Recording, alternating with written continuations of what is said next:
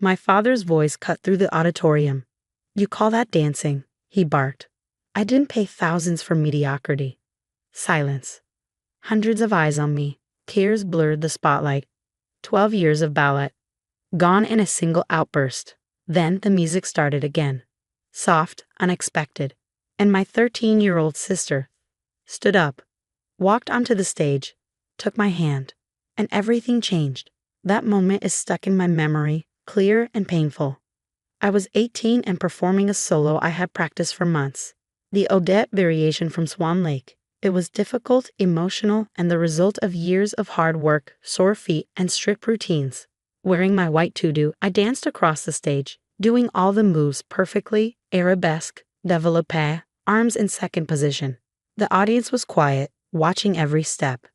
Then came the hardest part, the faudes, 32 spins in a row. I had struggled with them for years, practiced until I almost broke my ankle. I had dreamed of this moment. 1, 2, 3, 10, 11, 12. I was doing great. Everything was going right. Then on the 26th spin, my ankle twisted just a little. It was small, barely noticeable, but it was enough. "You call that dancing?" My father's angry voice broke the silence like a thunderstorm. "IDIDNHBA thousand Ds FR MEDIOK righty." The pianist stopped. The music ended. I stood there, arms out, trying to stay in position, while the audience gasped. I couldn't move. Tears filled my eyes. I had worked so hard, missed parties, lost friends, given everything for this, and now my father had ruined it in front of 300 people. Dr. Richard Bennett, famous surgeon, respected man, and the scariest ballet dad at my school, had just publicly shamed me. Then something incredible happened. The pianist started playing again, picking up exactly where she had stopped, as if challenging my father with music. And from the front row, my little sister Lily stood up. She was wearing a simple blue dress. Without asking anyone, she walked onto the stage. I wanted to stop her, protect her from our dad. But I couldn't move. She stood beside me. Lily had tried ballet once and hated it. She loved math and stars instead. Our father didn't think much of those things. She usually stayed quiet to avoid trouble. But now, here she was, eyes wide behind her glasses, brave and determined. She whispered, "Count us in, Ellie. Don't let him win." And then she tried an arabesque. It wasn't good. Her back was off, arms too stiff, feet wrong. But she stood strong and proud. Something in her courage gave me strength. I started dancing again. I finished the faudes, but this time it wasn't for perfection. I wasn't dancing for my dad or the ballet school anymore. I was dancing with my sister. She spun beside me, awkwardly but full of heart. I saw my father half standing, shocked and furious. My mom sat beside him, her hand over her mouth, eyes wide. I didn't know if she was scared or amazed, but I didn't care anymore. All that mattered was the music, the dance, and my sister next to me, turning my failure into something beautiful, something free. The music ended. The room was silent for a second. Then the audience stood up and clapped loudly. They weren't clapping for perfection. They were cheering for something real. Lily squeezed my hand. "Bow," she whispered. We bowed together. I saw our ballet teacher watching from the side. For once, her strict face had a little smile. In that moment, sweaty, crying, surrounded by applause, I understood something that 12 years of ballet had never taught me. Sometimes the best performances aren't perfect. They're just real. Backstage, my father stormed into the dressing room. "What the hell was that?" he said angrily. He was tall, wearing a sharp suit, fists clenched. Everyone nearby walked away quickly. My mother stayed behind him, her face blank. "Richard, not here," she tried. "Be quiet, Patricia," he snapped. He looked from Lily to me, trying to decide who to yell at first. I stepped in front of Lily. "It was my idea," I said. "I asked her to help." "Don't lie," he said. "You've never cared about her. You only care about ballet." His words hurt because a part of it was true. I had been so focused on dance that I hadn't always been there for my sister. But she had shown up for me when I needed her most. Lily stepped forward. "I did it," she said. "Ellie didn't ask me." Dad turned his full anger on her. "You embarrassed yourself. And this family." "No, Dad," I said. "You did that when you yelled at me in front of everyone." His eyes widened. I had never talked back to him before. "Excuse me," he said. "You heard me," I said. My heart was beating fast. "You embarrassed me because I made one small mistake. You ruined everything I've worked for. And Lily saved it. She saved me." My mom made a soft sound, but my dad's face turned red. "After everything I've done for you," he said.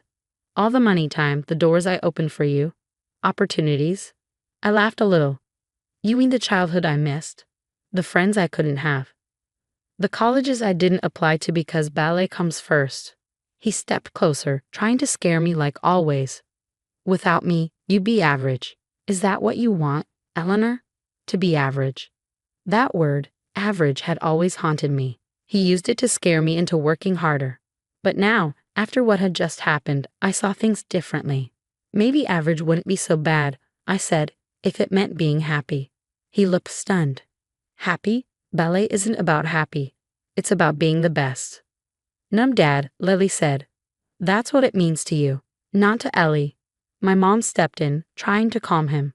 "Richard, people are watching." He noticed the eyes around us and lowered his voice. "We'll talk at home, both of you in the car. Now." But I didn't move. "I'm riding with Clara's family," I said. Clara had invited me to a party. I had always said no before, but this time was different. "You're not," he said. "I'm 18, I reminded him. "And I'm going to celebrate." He looked like he might drag me out, but then he gave up. "Fine, make a fool of yourself," he said, turning to Lily. "But you're coming home. Now." Lily looked at me, unsure. I nodded. "It's okay," I said. "You've done enough." "I'll see you later," she said, and followed our parents. She looked back once, her eyes full of pride. When they were gone, I sat down, shaking. The courage that had carried me was fading. But deep down, I knew. Something had changed.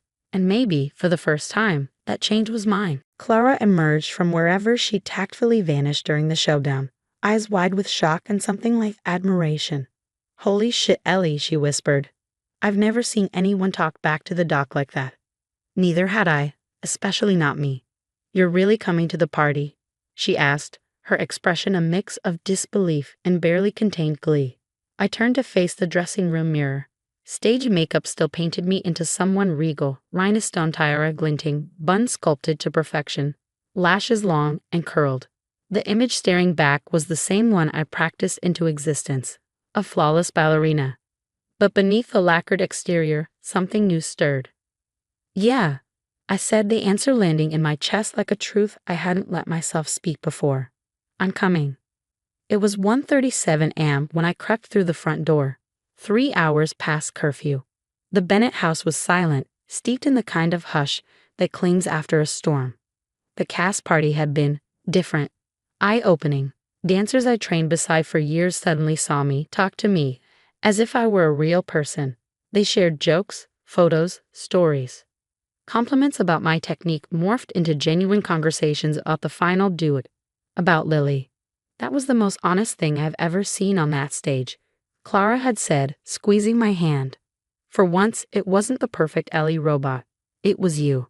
The perfect Ellie robot." Was that who they thought I was? Who I'd become? Shoes in hand, I moved through the dark, aiming for stealth. But then I spotted her, Lily, sitting halfway up the staircase like some pint-sized guardian angel in oversized glasses. "You are so screwed," she whispered, but her grin gave her away. I dropped onto the step beside her. "Tell me something I don't know."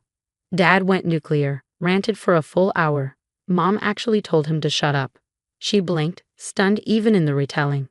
I don't think I've ever heard her contradict him. Neither had I. Her default setting was quiet detachment. "How bad?" I asked. Lily paused. 9.5 on the meltdown scale. "He's threatening to cut your ballet funding." I nodded. I'd expected as much. Control for him had always been measured in dollar signs, costumes, intensives, endless lessons. "Maybe that wouldn't be the worst thing," I said, surprising both of us. Lily frowned. "But you love ballet." Do I? The question had been echoing all night. Or did I just never believe not loving it was an option? She went quiet, her brows drawing together in thought. "So, what would you do instead?" "I don't know." Saying it out loud was terrifying and freeing. That's the thing. I've never had space to figure it out. You could go to college, she offered. You're smart. You could get in anywhere. College. The road never taken because it didn't fit the plan, but now it glimmered with possibility. Maybe I could. Lily yawned, her earlier buzz finally catching up to her. Whatever happens, it was worth it. You should have seen Dad's face when I walked on stage. Thought his head might explode. I laughed too loud, then covered my mouth. You were amazing. Awful technique, but brave as hell. That's me, she said, leaning into my shoulder. Terrible dancer, excellent rebel. I wrapped her in a hug, wondering how I'd missed the fire in this quiet girl. While I'd been polishing pirouettes, she'd been quietly learning how to be. Thank you, I whispered into her hair, for showing me how. The confrontation came at breakfast, just as I predicted. Dad sat at the head of the table, newspaper shielding him like a fortress. Mom served eggs and toast like a diplomat defusing a bomb. Lily met my eyes across the table, eyebrows raised in solidarity. Silence hung thick, broken only by the clink of cutlery, until Dad lowered the paper. That X-ray stare of his locked on me. I spoke with Madame Petrova this morning, he said.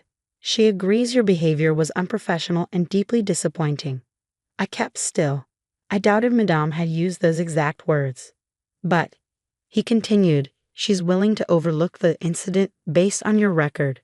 The New York intensive is still open to you. Before yesterday, I'd have jumped at that lifeline. Now it felt foreign.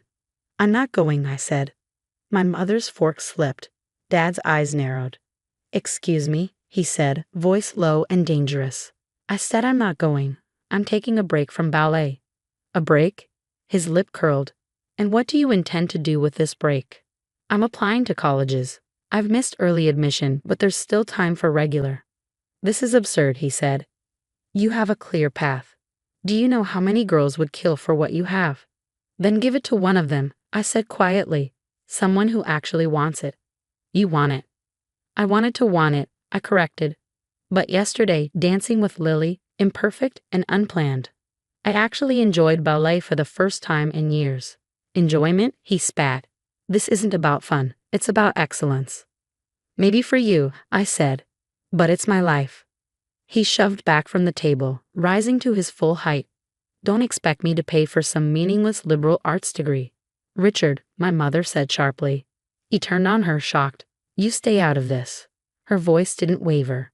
It's not weakness to want happiness, and if you can't see that, maybe I've been silent too long. A beat of stunned quiet. Then he left, the newspaper a crumpled casualty in his wake. Mom exhaled. He'll come around, she said, though her tone was uncertain. Maybe, I said. But either way, I have to do this. She reached across the table and took my hand, tentative, unfamiliar. Then I'll help. Me too, Lily added, toast in one hand. I've already found some scholarships.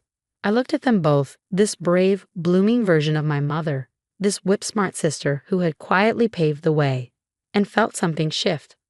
Thank you, I whispered.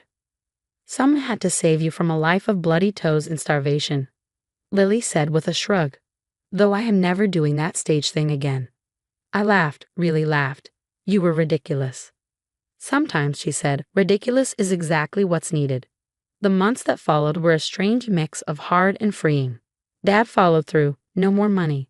But with dance no longer swallowing my life, I found space. I got a job at a coffee shop, applied to 7 colleges, wrote essays about identity and breaking away and learning to choose for myself. My mother surprised everyone by enrolling in a class at the community college. She started offering opinions at dinner. Little revolutions, but they mattered. One afternoon, Madame Petrova summoned me. I expected a lecture. Instead, she poured tea. You are well, she asked. Better. Different. She nodded. In 50 years, I have seen many perfect dancers. Most I forget. But what you and your sister did, that I remember. Ballet is not only precision, it is truth. I'm sorry if I let you down. You didn't. She looked me in the eye. You made a choice. That is strength. The door stays open, if not to the old path, then perhaps a new one. One you choose. In April, I got into 5 of 7 schools, including my top pick. It wasn't a full ride, but the merit scholarship helped. I sat on the porch, acceptance letter in hand, staring at the cost breakdown. Dad joined me silently. "You got in," he said. "Yes." Long pause. The sun was setting. "Your solo was perfect. Until the 26th turn." "I know." I shouldn't have shouted. He looked away. It was wrong.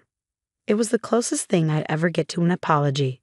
"This school," he said, nodding at the letter. "What'll you study?" "Not sure. Psychology, maybe, or writing. I want to explore." He frowned, but didn't argue. "I'll pay the remainder," he said at last. I blinked. "What?" "You're still my daughter. Your education matters, even if I disagree with your path. Not reconciliation, but something. A step." "Thank you," I said. Later, Lily came bounding outside.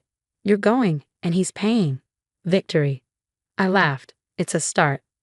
"It's because of the stage," she said. "You defied him, and the world didn't end." Maybe. Or maybe he realized he can't choreograph your life forever. She grinned. I tackled her into a headlock. On the porch, tangled in laughter, I felt something shift. Not the end of a story, just the beginning of one that belonged entirely to me. Not the perfect dance, maybe, but the right one.